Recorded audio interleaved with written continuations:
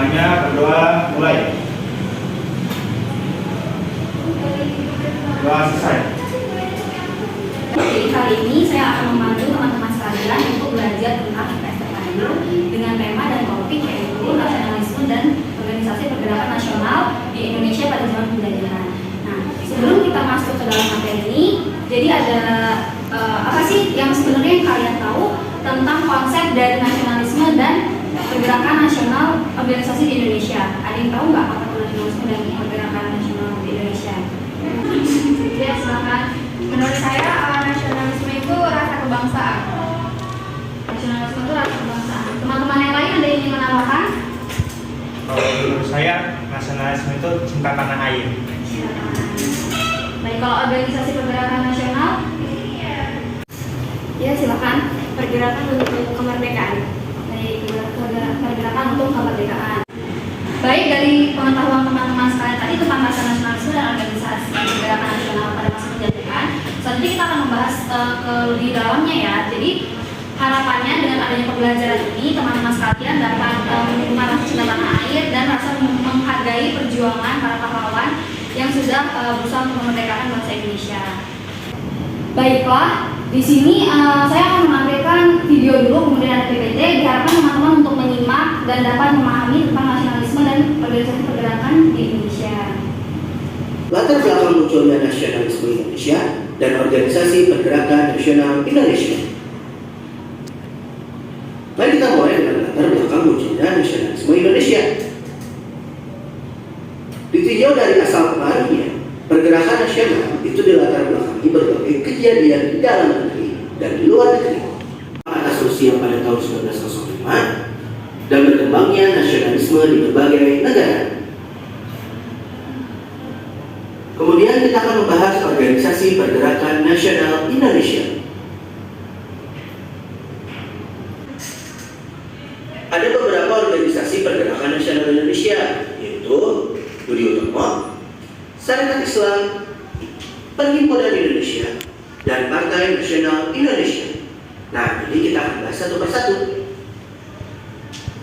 Kita mulai dengan Budi Utomo. Pada awal abad ke-20, sudah banyak mahasiswa di kota-kota besar, terutama di Pulau Jawa. Sekolah kedokteran itu bernama Stovia, terdapat di Batavia, di Jakarta. Nah, para tokoh mahasiswa kedokteran itu sepakat untuk memperjuangkan nasib rakyat Indonesia dengan memajukan pendidikan rakyat. Baiklah, teman-teman tadi kan sudah menyimak secara singkat tuh videonya. Di sini akan saya jelaskan lebih dalam lagi mengenai yang pertama yaitu latar belakang munculnya nasionalisme. Jadi nasionalisme dalam arti sempit adalah perasaan kebangsaan atau cinta terhadap bangsanya yang sangat tinggi dan berlebihan, sehingga memandang rendah terhadap bangsa lain. Nasionalisme dalam arti luas adalah perasaan cinta yang tinggi atau bangga terhadap tanah air dan tidak memandang rendahnya bangsa lain. Jadi pada dasarnya rasa nasionalisme itu tumbuh dan berkembang dalam diri tiap individu, terlebih lagi untuk menghargai para perjuangan pahlawan untuk memerdekakan bangsa Indonesia. Nasionalisme juga dapat diartikan sebagai suatu paham yang menganggap kesetiaan tertinggi atas setiap pribadi yang harus disertakan pada negara kebangsaan, atau sebagai sikap mental dan tingkah laku individu maupun masyarakat yang menunjukkan adanya loyalitas dan pengabdian tertinggi terhadap suatu bangsa dan suatu negara. Di sini ada faktor pendorong timbulnya semangat nasionalisme, yaitu yang pertama faktor internal. Ada kenangan kejayaan masa lalu, ada perilaku Belanda yang menyengsarakan rakyat, timbulnya kembali golongan pertengahan atau kaum pelajar, kemudian munculnya kelompok pelajar Islam yang memunculkan semangat persamaan derajat.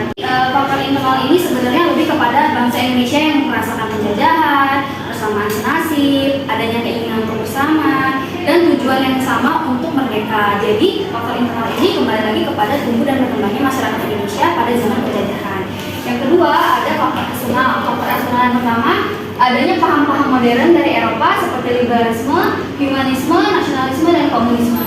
Munculnya paham autoritarisme dan kosmopolitanisme dan terjadinya revolusi Prancis serta reaksi atau agresi yang dilakukan Napoleon Bonaparte dan adanya kemenangan Jepang atas Rusia. Jadi nggak bisa dipungkiri kalau faktor eksternal perjuangan itu ketika bangsa Jepang itu berhasil mengalahkan bangsa Belanda. Maka dari itu ketika datangnya bangsa Jepang kepada Indonesia itu membuat semangat persatuan dan kesatuan bangsa Indonesia itu jadi semakin tumbuh. Nah, itu faktor eksternalnya yang bukan berasal dari kaum Indonesia atau dari individunya Indonesia gitu, dari pribumi. Nah, itu tadi ulasan singkat tentang rasa nasionalisme. Selanjutnya kita akan ke materi kedua, yaitu organisasi pergerakan nasional Indonesia. Organisasi pergerakan nasional itu tentang bagaimana bangsa Indonesia itu untuk perjalanan panjang menjadi bangsa sendiri seperti sekarang. Bangsa ini dibangun oleh orang-orang Indonesia yang hebat atau para pahlawan bangsa yang membangun negeri dengan kekuatan mereka sendiri.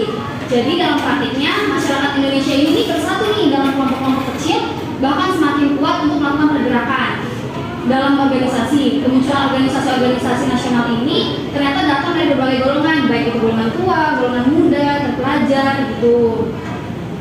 Terus ada juga golongan-golongan yang menjadi sejarah penting bangsa Indonesia. Jadi di sini ada beberapa daftar pergerakan nasional Indonesia. Pertama ada Budi Utomo yang didirikan pada tahun 1908, yang harapannya bahwa Budi Utomo ini bergerak melalui pelajar agar mampu memerdekakan bangsa sendiri. Jadi semangat kemerdekaan itu ditumbuhkan di Budi Utomo. Yang kedua ada Sarekat Islam. Sarekat Islam ini bertujuan untuk membentuk negara atau merdeka lepas dari penjajahan Belanda. Pada dasarnya semua organisasi itu sama-sama untuk memerdekakan bangsa Indonesia tujuannya. Ini kita ambil contoh ya, pendiri organisasi pergerakan nasional Indonesia Budi Utomo didirikan oleh Dr. Sutomo pada tanggal 20 Mei 1908. Organisasi ini merupakan yang pertama lahirnya Hari Kebangkitan Nasional. Jadi kebangkitan nasional ini ditandai dengan adanya semangat perjuangan bangsa Indonesia untuk merdeka. Jadi tahun 1908 kan masih masa-masanya penjajahan tuh, pada saat itu belum masa penjajahan Belanda, baru masa penjajahan Jepang. Jadi pada masa penjajahan Belanda itu pergerakan nasional itu sangat-sangat ditekan. Sedangkan pada zaman Jepang itu tuh ada BPUPKI, ada PPKI. Jepang itu menjanjikan kemerdekaan pada bangsa Indonesia. Jadi di sini ya teman-teman ada sifat perjuangan sebelum dan sesudah tahun 1908. Sebelum tahun 1908, perjuangan melawan penjajahan Belanda dilakukan dengan cara fisik melalui pemberontakan. Sedangkan kemudian perjuangan bersifat kedaerahan yang hanya dilakukan oleh daerah-daerah. Terus ada perjuangan yang dilakukan oleh tokoh-tokoh daerah seperti raja atau bangsawan. Jadi tujuan dari organisasi itu yang tadi kita sebutin ya dari awal tadi. Kalau misalnya tujuan utamanya organisasi pergerakan nasional itu untuk memerdekakan bangsa Indonesia atas penjajahan kolonial. Dari tadi kan kita bahas nih soal kolonial Belanda. Ini kita masuk ke kolonial atau penjajahan pada kedudukan Jepang. Jadi masuknya Jepang ke Indonesia itu pada 11 Januari 1942 ditarakan, yang termasuk wilayah Kalimantan Timur yang kaya akan sumber bumi yaitu minyak. Kemudian Kalimantan juga dikenal sebagai penghasil bahan mentah bagi industri dan misi perang negara barat seperti Eropa dan Amerika Serikat.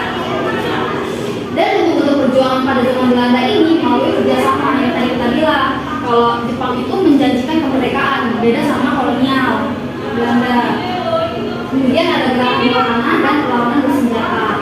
Selanjutnya, perlawanan terhadap Jepang ini dilakukan oleh Indonesia terhadap Jepang, kayak ada contohnya perlawanan masyarakat Wileng. Perlawanan terhadap Jepang, beberapa perlawanan yang dilakukan oleh masyarakat Indonesia adalah gerakan Pari-Pari Budi, ya, perlawanan Singapura, perlawanan Indramayu, Aceh, serta pemberontakan tentara peta.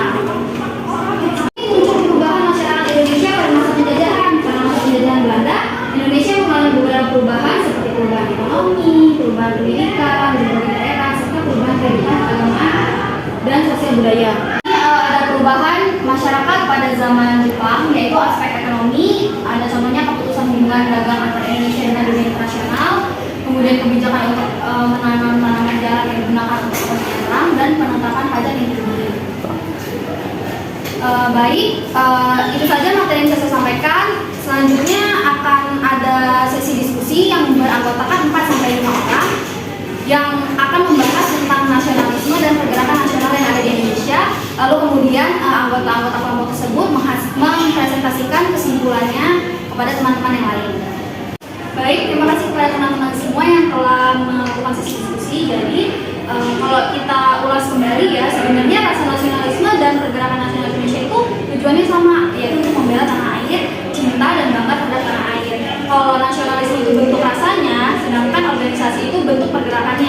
Jadi teman-teman di sini diharapkan rasa nasionalisme ini ditingkatkan untuk menjadikan Indonesia ini tetap satu dan padu.